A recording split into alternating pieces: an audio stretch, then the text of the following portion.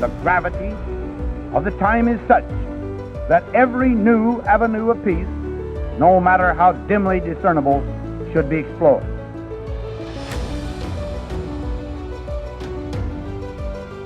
Never before in history has so much hope for so many people been gathered together in a single organization.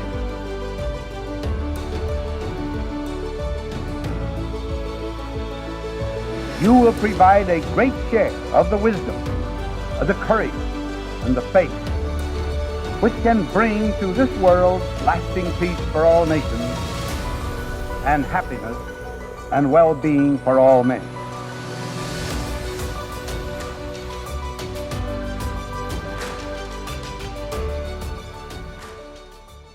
So we're here today with Dr. Bismark Tyobeka, who's the Chief Executive Officer of the National Nuclear Regulator.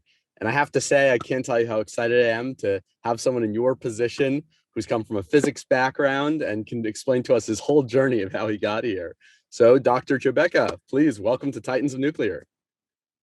Thank you very much for having me, Brett. It's good to be here. Yeah, so please tell me your journey. I mean, where did you grow? First, where did you grow up? What town? What was it like? Well, I was born in a village in the northwest province of South Africa, and my hometown really is what's called Rustenburg. Okay. It is one of the places that are very rich in platinum in the world, actually. So that's the platinum belt. So my village is northeast of Rustenburg, and it's called Welverdiend. So that's where I was born, and I grew up and took up my high school there in physics. And was that area rich in engineering because of the industry that was involved? Did most of the people who work there have a sense of heavy machinery and what goes into all that? No, actually no. Because if you recall, those were the days of the apartheid system in South Africa. So most black people during that time were just there to provide labor to the platinum mines, and most of this stuff would be shipped to bigger cities and then exported to other countries for further refining and processing. So by and large, most of our parents who worked in the mines those days were laborers in the mines. Wow. So how did you get involved in a love for science?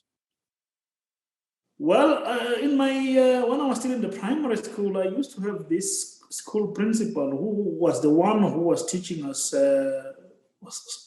at that time it was called general science.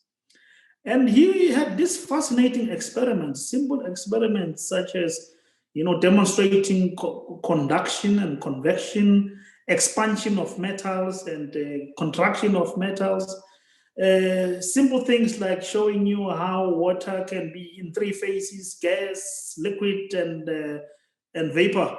So that fascinated me quite a bit, and I thought that there is even more, exciting experiments that one would see if you continue this route in your school career. And I certainly jumped into the bandwagon at that time.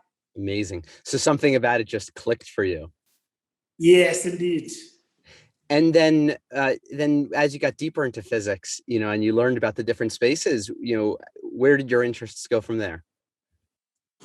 You see, as we got deeper into physics now, in high school, you had physics divided into two. You had it was called physical science, but in it, you had a physics part and the chemistry side. I was more fascinated by the chemistry side, but still loved physics also. So when I went to university, I took up a bachelor's degree in physics and chemistry, majoring in both physics and chemistry and education, because I was also fascinated by teaching the sciences. So I took a degree that had both physics, chemistry, and education as majors. And that took me 4 years to finish. And as I went deeper now into the different facets of physics, different facets of chemistry, I was completely undecided on what to do when I went deeper into my graduate studies. So what helped you figure it out? Well, there was a gentleman at that time called Mujalefa Murphy, who was a very renowned medical physicist. in our country. And he was one of the few black, well, at that time I knew he was the only one I knew who was black.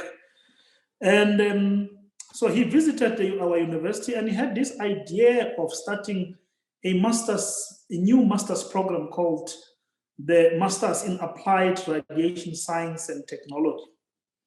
Now, that, of course, had a lot of nuclear stuff in it. So you had to do some radiobiology, you had to do some radiochemistry, you had to do some accelerator physics, you had to do nuclear physics itself. Plus, of course, I had had my taste of nuclear and atomic physics in my undergraduate when I was doing my bachelor's degree. So ultimately, I got excited by this because I was fascinated by the study of atoms and the nucleus. And of course, the proverbial story about nuclear bombs and all that, I thought maybe this is something that one can pursue and see how interesting it becomes as you go deeper into it. So I decided that when I finished my bachelor's degree, I was going to be joining that master's program.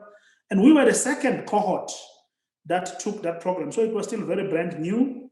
And most importantly, there was a lot of industry interest in this new program, because at that time, Mr. Murphy, the guy who introduced it, his mantra was that we need to create a critical mass of skills in nuclear science and technology.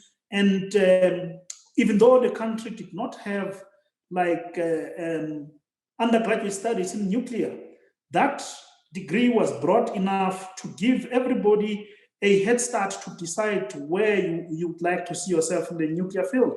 And one of the modules in that program, in that master's program, was reactor physics, which I found even more and more interesting than the rest of them. So I decided, well, I'm gonna follow this route, and I'm going to write my, so it was a 2-year program.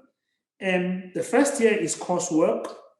And the second year, you need to choose a research project and must be attached to some industry so that you could be supervised by experienced industrial partners to the university. So I chose reactor physics. And the good thing about that, we have a sprawling nuclear complex in this country called NECSA, the Nuclear Energy Corporation of South Africa, which had a lot of experienced reactor physicists. But of course, those days, it was all white people, and they were not used to having black students. So we were the first cohort to be admitted to be supervised by these gentlemen. And I must say, it was a complex relationship, but we ended up getting along very well. A complex relationship. Would you mind kind of tapping into that a little bit deeper to help us understand what are some of the nuances? Well, first and foremost, the facility itself was a highly secured facility. If you think Oak Ridge National Laboratory in the United States, for example, or Idaho National Laboratory in the United States, you think something of that nature. But what made this even more complex was the fact that it was the hub of the manufacturing of South Africa's historical nuclear weapons. I don't know if you knew that, but South Africa had nuclear weapons. Yeah, can you actually maybe take a small detour and teach us a little bit about the history of nuclear in South Africa? I mean, I know that they're actually probably maybe the only country that went from having nuclear weapons to giving them up. Is that right? That's correct. We're the only country in the world to date that has voluntarily decided to dismantle our nuclear weapons. Amazing. But what happens is that South Africa has a long history in nuclear. In fact, it starts as far back as 1948, when this Atomic Energy Board, was still called the AEB, was formed at that time. And it was formed with the idea of, self-determination. The government at that time, the apartheid government, decided that the world, they were under heavy sanctions. And they decided that, well, we need to invest on our own initiatives to build our own know-how. And out of that was born the NECSA site. But this site progressively was built until they even commissioned the Safari reactor, the research reactor that we still have in South Africa. I think it was in 1965 that they built this reactor. So it's quite old, but it's amongst the best utilized research reactors in the world, because it puts South Africa actually as the second biggest producer of medical radioisotopes because of this facility. Awesome. So you can tell that it means we had quite a huge repository of knowledge in the field of nuclear science and technology, in running research reactors, in the design of fuel, because we had our own fuel fabrication facility on site, and so on and so on. So out of that was born this interest to start now spreading that know-how to the younger generation. And at the time when the democratic changes came in the country, some of us had to be put in there so that we could learn how nuclear works. Because you see, government also worried that we are technically still in a racial war with white people in this country those days.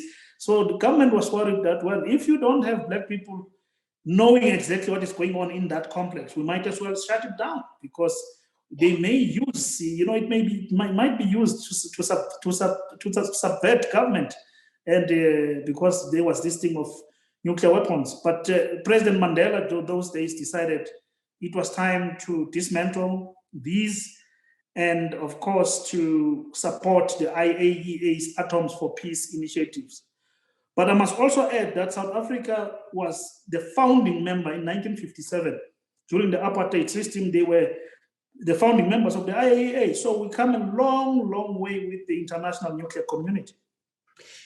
Did you feel a certain sense of responsibility? I mean, it seems to me like you played a very critical role, that it almost like the future of nuclear was, as you being one of the first generations being integrated into that complex, that it was almost your responsibility to be successful, to take leadership. Otherwise the country might lose the technology altogether. Did you have a sense of that in your younger days when you were in that program? Yes, indeed. You see, the gentleman who mentored us preached that to us on a daily basis, that the future of nuclear technology and nuclear power in this country is in your hands. We have a twin unit nuclear power station here called the Quebec Nuclear Power Plant. And it was unheard of course, those days to get even closer to those facilities. So we had to go to the site of Quebec and end at the visitor center, where they would show us the video of how a nuclear power plant works and so on. Meanwhile, the nuclear power plant is just across the fence from where we were, So yeah, we felt that edge and that determination to succeed, so that ultimately we are the ones on the other side of that fence, controlling things, But how did that make you feel personally? Did you feel like it was a lot of responsibility, and did it make you nervous or anxious, or did you feel excited by the opportunity? Well, it was a mix. It was a mixture of feelings. First, excited because you felt like you've been put into a position that none of your, fellow brothers have ever been exposed to before, to study this complex technology. In fact, when chatting to friends and they ask you, so what? We hear you're doing a master's degree. What is that? What are you doing in what area? And then we say, in applied radiation science and technology. Say, radiation? So is this about bombs and so on? So you felt immediately, superior to these guys as far as the understanding of complex issues was concerned. So that was also fascinating. But also there was this fear of the responsibility placed on you. It meant that you dare not fail, you see. Right. So that alone also was causing a lot of stress, that you had to make sure that you succeed at all costs. Yes. And then, so what was success for you? How did your journey proceed as you continued your career? Well, I completed that master's degree, and fortunately for me, that is when the country had just started the pebble bed modular reactor project. And I remember one gentleman coming from ESCOM, which is our utility company, and that is the one that owns the nuclear power plants in this country. And they were the owners of the PBMR technology at that time, also still are.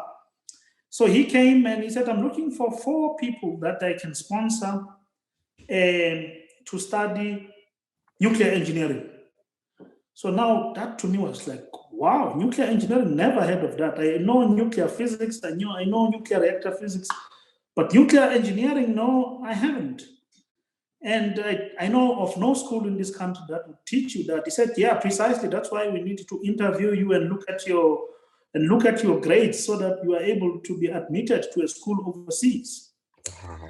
So, and he mentioned MIT. I had never heard of MIT at that time. So I went out. Google was still the new thing at that time. I went and Googled.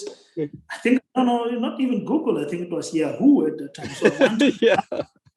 did a Yahoo search and found MIT, and immediately I was very excited now. And I realized, nuclear engineering there are many universities in the States that teaches it. In Germany, you had it, in France, and so on. But of course, the constraint was that you needed to find a university in the English-speaking world that would admit you. Mm. So I was successful. I was interviewed and was successful for that bursary, and was consequently then onboarded as a PBMR employee, PBMR company employee, or slash you could say bursar or scholarship holder. So I was given the liberty to look for universities and decide which one I wanted to go to. So I first applied to the University of Stuttgart in Germany. And why? Because the pebble bed modular reactor design, originated from Germany. And I thought it would be best to go get it from where it was cooked. Yes. But that didn't go well. First, the language was very difficult. And secondly, of course, the professor who handled my application felt very strongly that I did not have strong foundation to make it at the University of Stuttgart. I was quite pained by that. Wow. But of course, I decided that, I needed to prove him wrong. Yeah. And succeed in this. So I looked for universities in the United States. And the first one I came across was the University of Tennessee. I had discussions with some professors then Ohio State University, discussions with professors there, and then Penn State University and the University of Michigan. But I decided on Penn State because first there was one of my, who later on became my friends, was South African, who also by chance was doing her master's degree in nuclear engineering in Penn State. So she encouraged me to come. And the professor there was quite happy with her performance. So therefore he said, now if you think this gentleman would make it, I will happily admit him because he meets our requirements. And then of course I joined Penn State, and the rest is history. Completed my master's program there, fascinated by how the American system worked.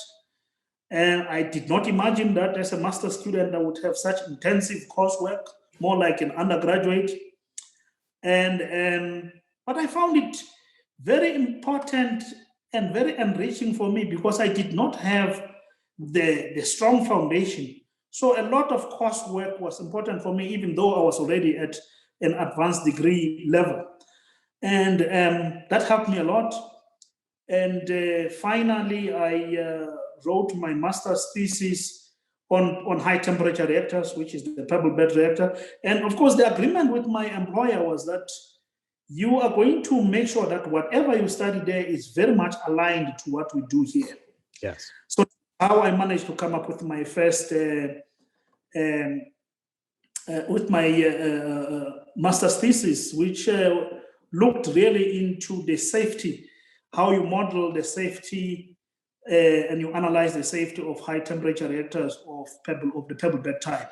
And so I want to ask you about that, but just a comment first. I mean, I just think it's so amazing, the story that you told. And I think it shows a lot about your character, just the ability to kind of face adversity, have someone, strike you down almost and say, oh, no, you're not good enough to come here. And your immediate reaction is not to just kind of put your tail between your legs and go home. Your immediate reaction is, oh, I'm going to show him, and then succeed in another avenue. I mean, that is the sign of, like the true champions of our world. It's like a classic Greek story almost. It's always the same thing.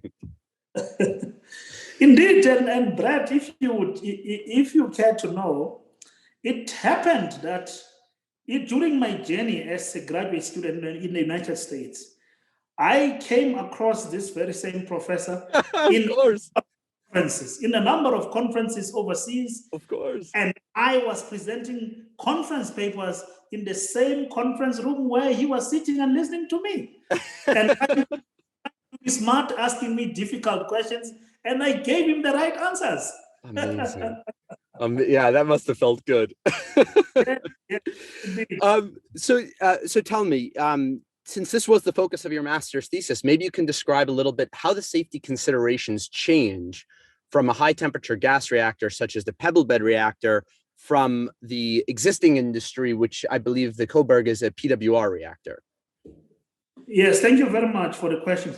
Now, first, we must remember the design itself. The pebble bed reactor, the fuel is one of the mainstays of safety in pebble bed reactor, because the fuel is designed in such a way that you have, the pebbles, but inside the pebbles is embedded the fuel kernels of uranium dioxide, surrounded by a number of layers of silicon carbide and pyrolytic carbon and so on. That stuff is so hard and it can withstand very, very, very high temperatures. Now, that alone is equivalent to multiple barriers in a PWR, because the temperatures, in fact, in my analysis, we could simulate accidents that would raise the core temperature up to 2,100 degrees Celsius. But you still could not cause a core melt. You would perhaps damage a little bit of fuel, some fuel kernels, but you would not cause any fuel melt from those studies that we've done. And that comes from the properties of graphite, which is essentially just carbon, and carbon can withstand very high temperatures? That is very correct, yes. Plus, you have graphite reactors in the design of the fuel. It's not only the fuel itself, but the fuel is encapsulated inside graphite blocks that are quite thick. So the chances of radioactive gases being released from that setup are quite diminished. Got it. So, and of course, it relied on natural heat removal mechanisms such as convection, conduction, and radiation. So you did not have to have a lot of forced heat removal from the system. You did not have to rely on engineered systems to remove the heat in case of an accident. It would just, over a number of days, remove the heat slowly. And I remember one of the simulations I did at that time was to simulate a depressurized loss of forced cooling accident in a pebble bed core. And when you could, once you run that simulation, you could watch your temperatures going very high, and within a few hours, it comes down slowly because the core is beginning to cool itself. And after about 72 hours, the power is back to zero. You are actually now waiting for the core to cool itself. And so what they were saying is that at that time, there is very little human intervention. Yes. An accident happens in a high temperature reactor plant than in PWRs. I think that's a key insight. It seems like that's a key insight. Remove the human from the system. It seems that humans are subject to mistakes. And if you can design a system to behave in a predictable manner without humans, then you can have a more predictable net outcome of safety. That is correct. I think that was the major consideration. But that, designed through simply the physics. It's elegant. It's elegant. About heat removal and heat transfer. Yes, I love it. So you developed an expertise in this space. There was a company, and there was a broader effort in the country to try to commercialize this technology, correct? Yes. And what happened? So we worked on this, but unfortunately, like any first of a kind, there were many changes in the design as we went. No, let's optimize this, let's optimize that.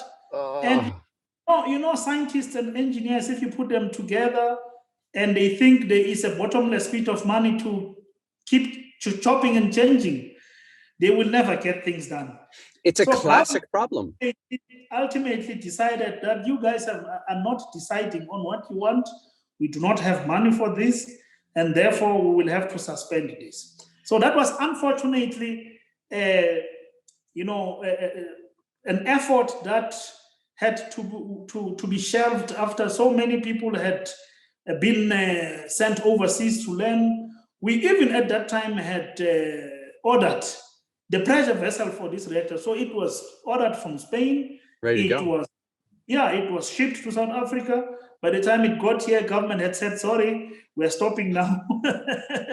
So that was the unfortunate demise of I hate that. And that's a common problem, I feel. And I think I'm a mechanical engineer. My friends are mostly engineers. I feel like we know this. We know it's a problem that we have, that we love to optimize. We'll over optimize. We'll keep going back and say, oh, if we could tweak this and make this a little bit better. And it almost takes a certain level of discipline. And I don't know what to do about it. Do you have an idea? Like, is it that you just bring in a disciplinarian to come in and just yell at the engineers and say, no, you have to make decisions? I think engineers and scientists do not make good project managers. Yeah. And at least let's say historical. So, and you will see when you read my CV that realizing that when I was at Penn State, I decided to enroll with the Colorado Technical University for a master's degree in project management. Amazing. Because I realized that you can be a very good scientist or a good engineer. The thing is, you get fascinated by small things, as you say, is this optimal? You have no sense of the big picture. Lines, the costs. You don't care about those things. Yeah. You just want to keep going. And project management brings to bear those principles that you need first and foremost to plan your project so that you have the start and finish point. And you must know what falls into the critical path so that you cannot keep tweaking what is supposedly on the critical path because it blocks everything. Yeah. You can play around with other things, but make sure that what's on the critical path is not hampered with. Therefore, proper planning is important. Then you need to be cognizant of the cost because time is money. So the more you spend time on the project, the more it will cost invariably. Yes. And then, of course, the project quality. But of course, as you can imagine, scientists and engineers are sticklers for quality. Yes. But the problem is that we don't care about the cost and the time. We want the best quality out of it, which can actually be the disadvantage to the disadvantage of cost and of time and ultimately cost.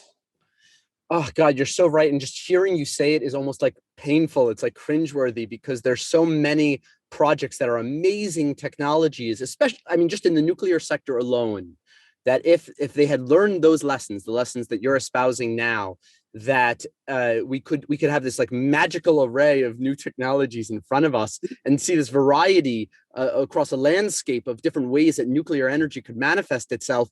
But instead, we're like struggling to move things forward in the industry. Indeed, that is the big problem. But I think with time, and it's happening now, I think people are beginning to realize that we need to move with speed and agility to ensure that we do not miss the opportunities. Yes. Okay, so tell me, how did you come into the role that you're in today? Well, so when I finished, I finished my PhD, came back to the PBMR, but at that time it was already faltering in terms of funding by government. And I had opportunities. I had just been interviewed for a position in Lynchburg, Virginia, by Arriva as a nuclear engineer in one of their plants. In fact, it was not a plant, it was in their offices, the regional offices in Lynchburg. And then I decided, okay, let me go back home. So I did not tell them I'm not taking the offer. I came back home. I said, let them give me some time to think about it. Got here. And at that same time, I was also interviewed by the IAEA, and they were looking for a technical lead for gas-cooled reactors, gas-cooled reactor technology development at the nuclear power division. So I had to make a decision to say, do I stay in the US, or do I come back home, or do I rather change the landscape and go to Europe? So I decided to take the IAEA offer precisely because I felt I had lived in North America and I needed to work for a different landscape with even more, diversity. So the IAEA, as you would know, is made up of almost 200 member states. You have 4,000 plus staff members from all kinds of cultural and religious and whatever backgrounds you can think about. And so I started there, and I had a very, very good time there in as far as the job is concerned. I worked for 5 years and 8 months, and this opportunity came. And I always felt that, ultimately, in the final analysis, I needed to come home and be seen to be contributing back to what the country gave me. Especially given how you started, where you had this this mission of leadership for your country at the very beginning of your career. It's almost like a perfect story to after you kind of, once again, everything that you're saying sounds like a Greek myth, where you go out into explore the world, and then you come back with these new experiences and these new learnings, and having had all of these adventures, and then you come back home and take up the mantle of almost what you were, dare I say, predestined to do. Yeah, you see, one thing that helped me a lot also was that when I was a student at the university here, I was a student leader for quite a number of years. So I was involved in student leadership. In fact, I was the president of the Student Representative Council. I was the vice president for some time also. And I was also, starting from the science faculty, I was the president of the Science Students Council. So my leadership skills had been honed right from my undergraduate years and before I even left the country. So I always had that zeal to put myself in the forefront and say, okay, if no one can do it, I'll do it. And so that when the opportunity came for head of the nuclear regulator here, I said, I think I can do it. And I'm going to give it my best. And I was interviewed by video conference sitting in Vienna. And it took inordinately long for them to come back to me. And one day I had gone for vacation with my wife to one of Mykonos in Greece, one of the Greek islands there. And I received a call from the chairman of the board of the NNR, and he said, well, I'm happy to inform you that the minister has decided that we appoint you for the position. So we hope you accept our offer. I said, well, I'm on holiday now, so that gives me even good reason to celebrate. That's awesome. And part of the skills that you had acquired that made you specifically qualified, when you were working at the IAEA, you specialized in the gas-cooled technology, but was it specifically safety concerns around that as well? Because the regulator is mostly about the safety of nuclear energy. Did you pick up those skill sets in this international landscape as well at the IAEA?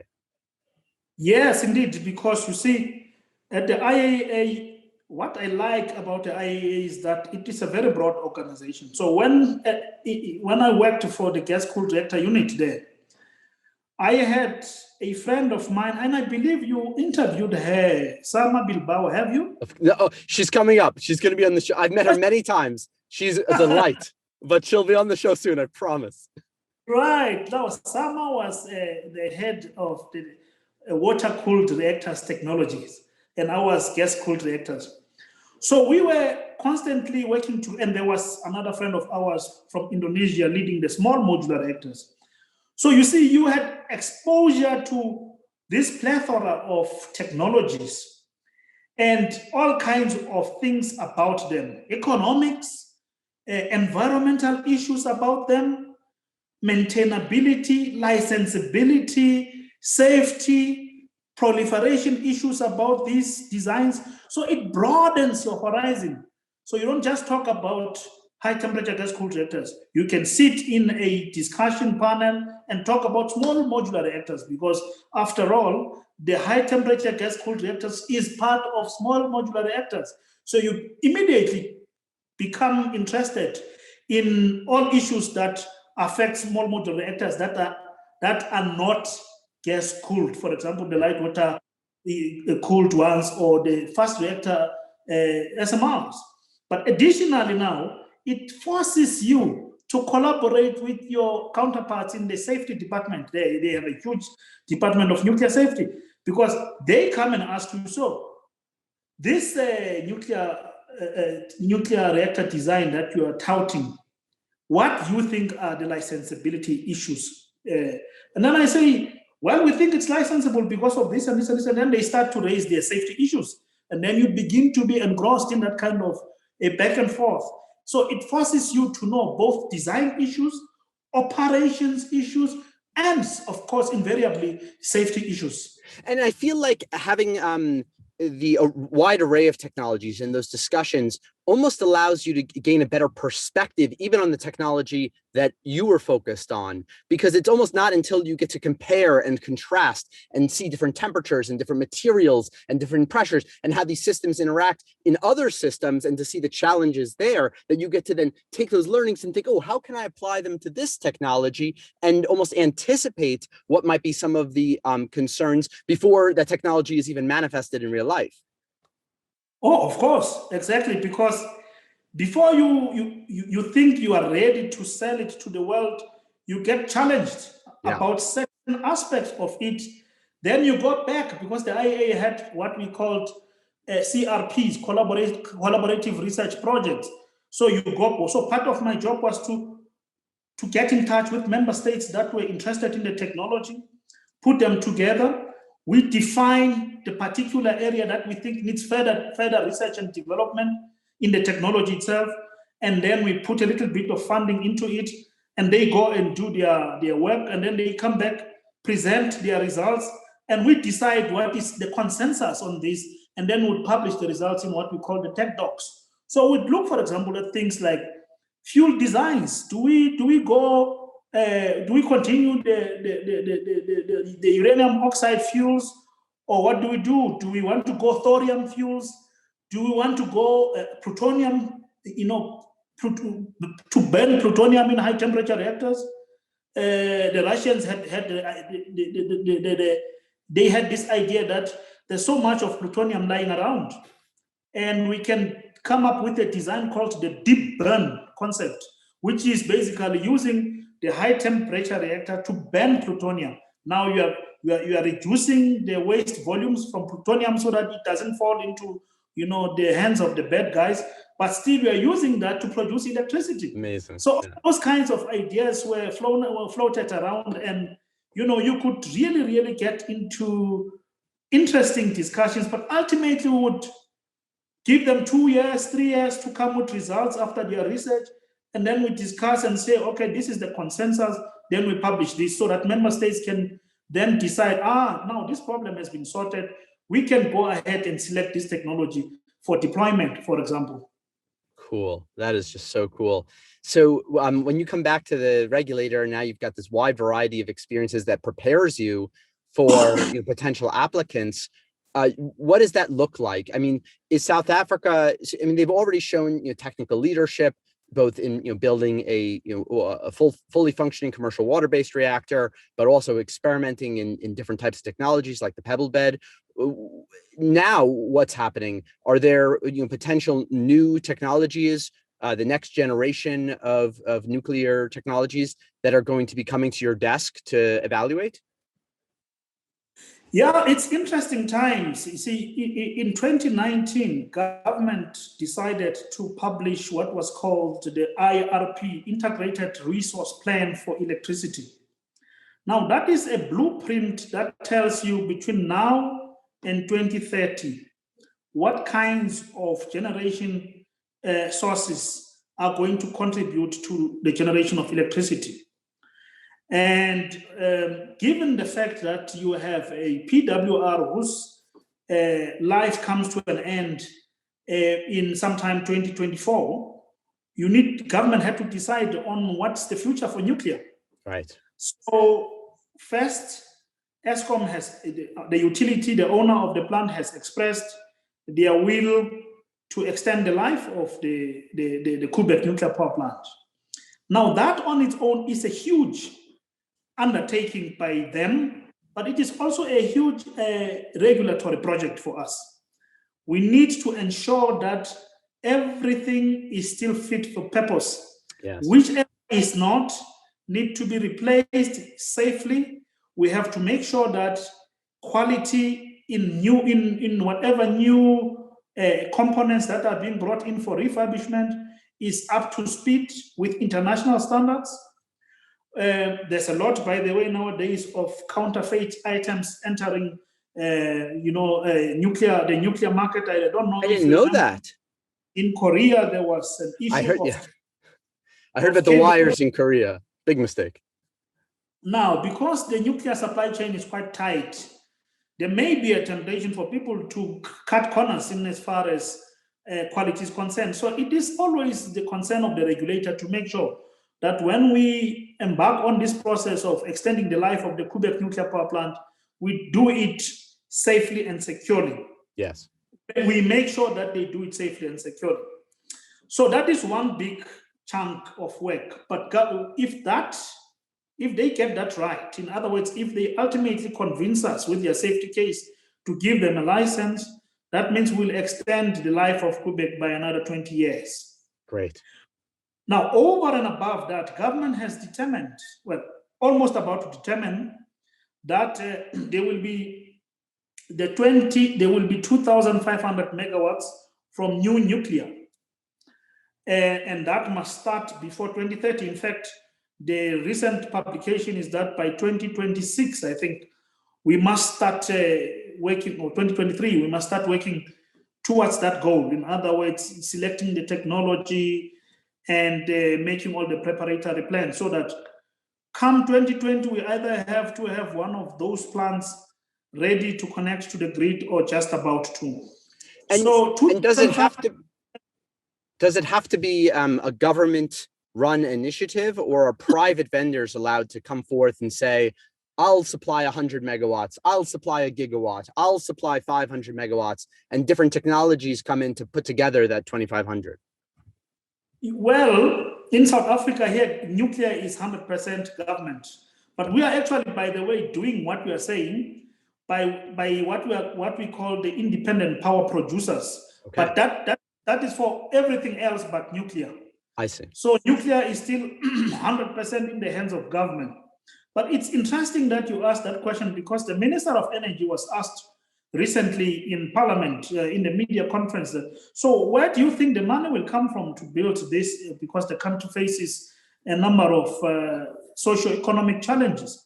Yeah. And the minister said, no, we're not going to rule out private funds, private sector funds being injected into the project, so that a private company can also have shareholding in that nuclear project, but ultimately government must be the majority shareholder.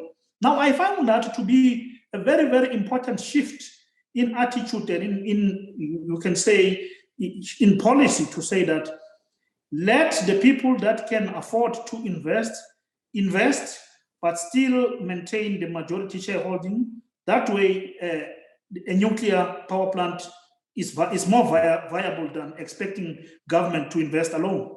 And then how does it look from a regulatory perspective?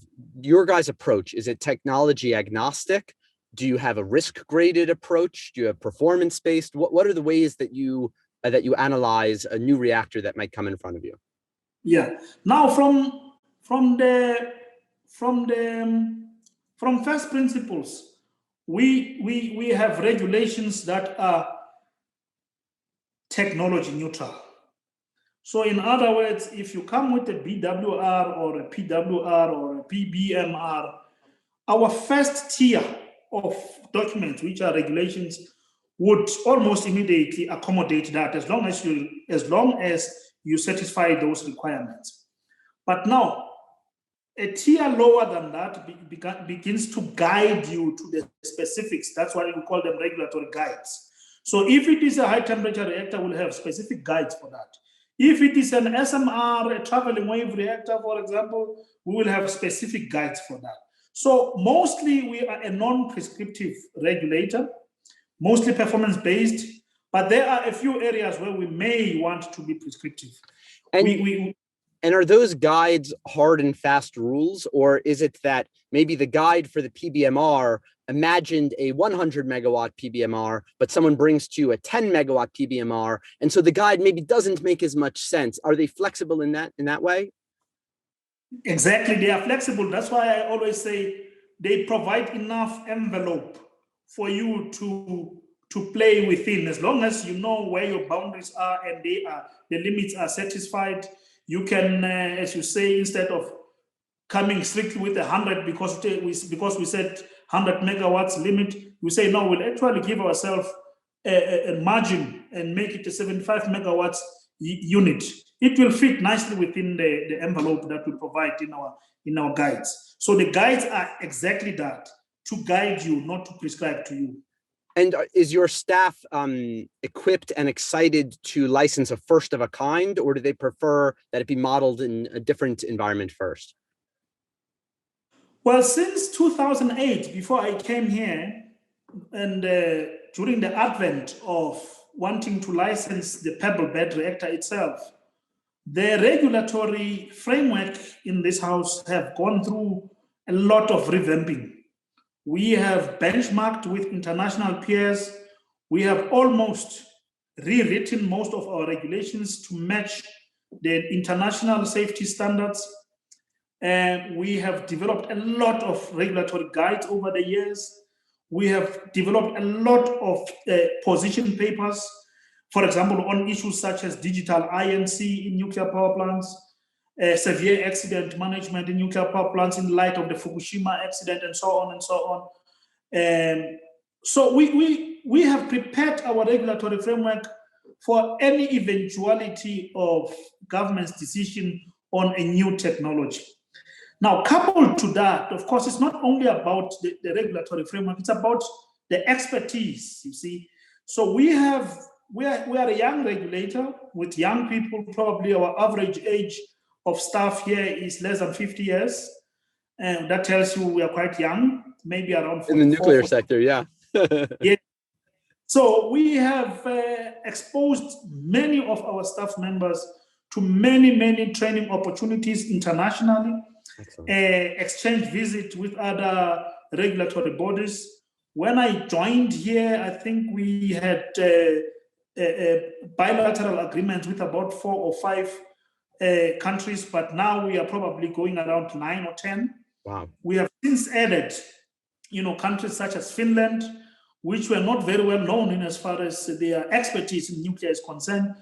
But we know that Finland, the STUK regulator there, is the one that is now ultimately proud to say they are giving the license to operate to the Olkiluoto nuclear power plant, the Ariva plant that has taken ages to finish in Finland.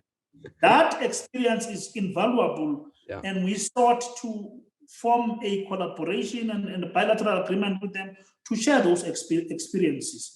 We continue to be very good friends with the French regulator, ASN, because, of course, we are currently running a French plant, French design. This is a Framatome plant that we're running. And so we continue to get regulatory experience feedback from them. And then the United States, of course, the biggest regulator in the world, the US NRC, are also our very close friends. Whenever we think there are issues to compare notes, we think of them, we think of the French, we think of the British. So that also has helped a lot in relatively in a short space of time, increasing our expertise in preparing ourselves for ultimately handling any application that may arise for the nuclear new build. Amazing. So the answer is yes. So if someone came to you with a first of a kind, you'd say, yes, we can do this. And if we need a little bit of help, we'll call on one of our bilateral agreements and pull in some extra expertise. Indeed, including the IAEA, of course. Yes, of course, of course.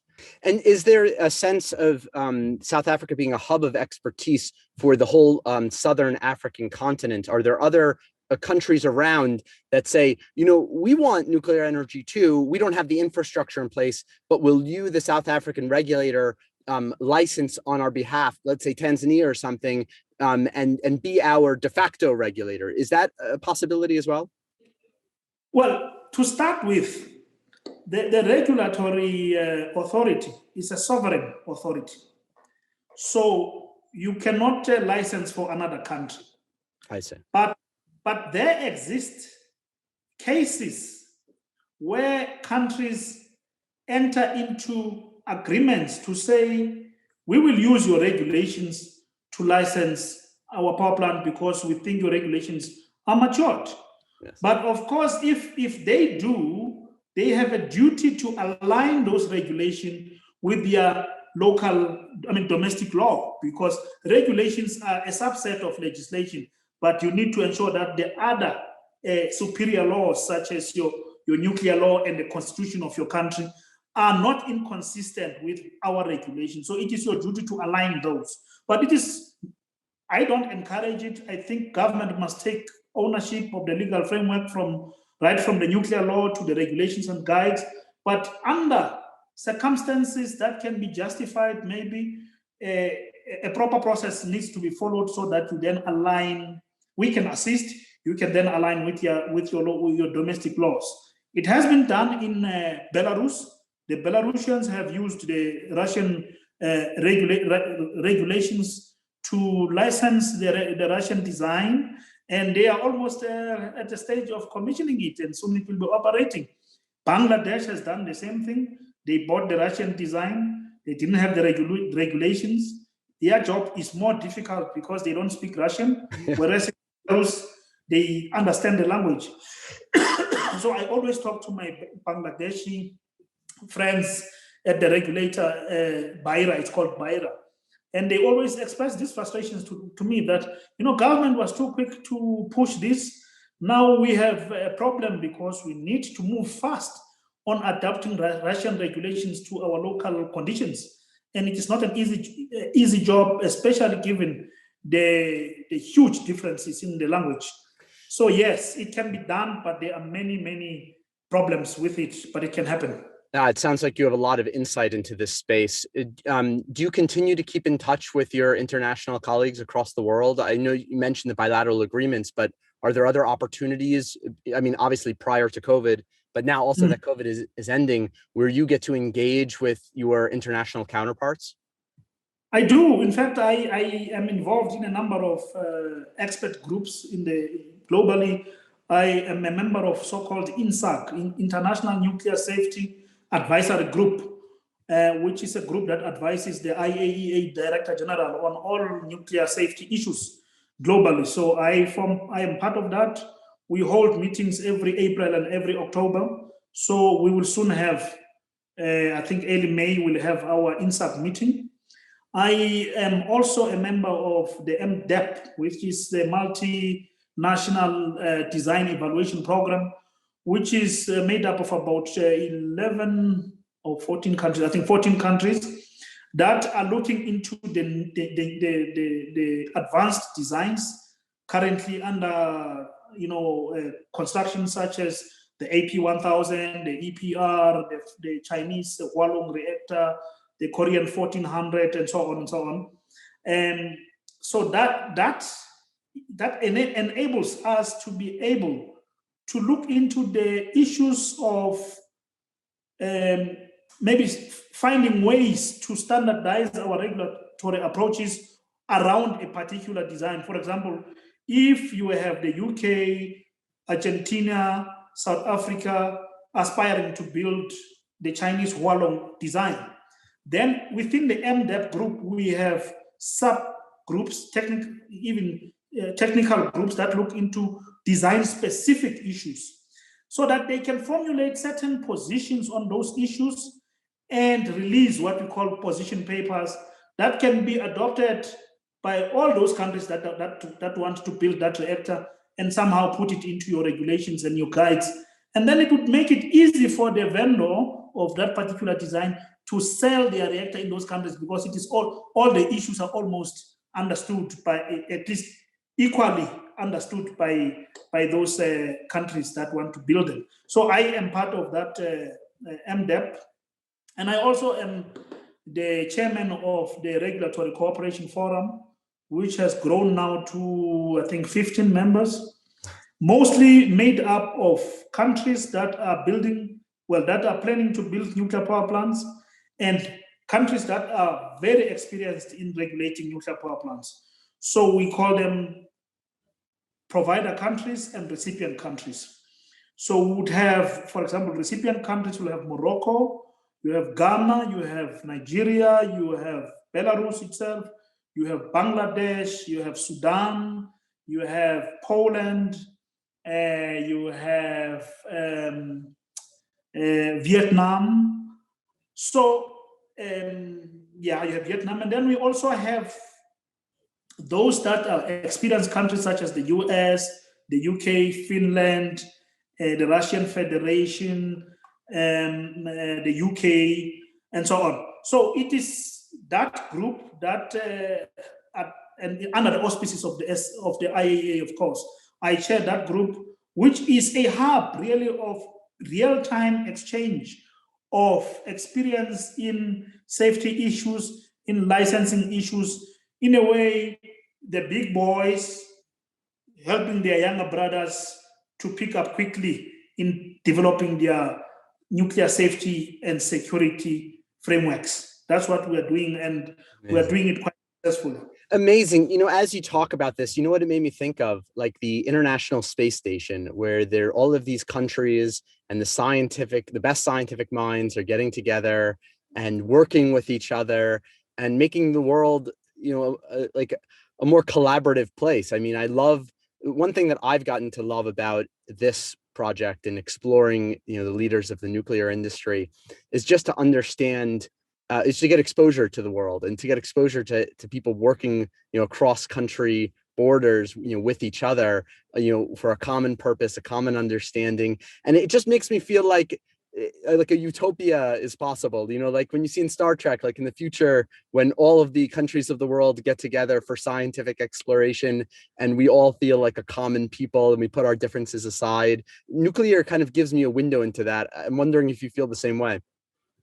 I do. It's amazing how, for example, you can have in the RCF, the Russian Federation working very, very closely with the US to help Belarus build a successful nuclear program. In the same environment, you have Iran, for example, as a member state of the IAEA that is working very closely with us in the RCF, working with the European Union to assist Iran to making sure that its nuclear power program, the peaceful nuclear power program, is successful in a way that they can operate their reactor safely. So it breaks borders somehow, as much as sometimes it builds borders again when issues of nuclear weapons are being discussed. But we are not for nuclear weapons. We are for nuclear, for peaceful uses. And that's what we are strongly promoting: nuclear safety and nuclear security worldwide. Dr. Bismark Tyobeka, it can't end on a better note than that. Thank you so much for this conversation, for your insight, for your leadership, for being an ambassador. You know, you're an ambassador for your country and for the entire sector. So I just can't thank you enough. It's been an awesome conversation.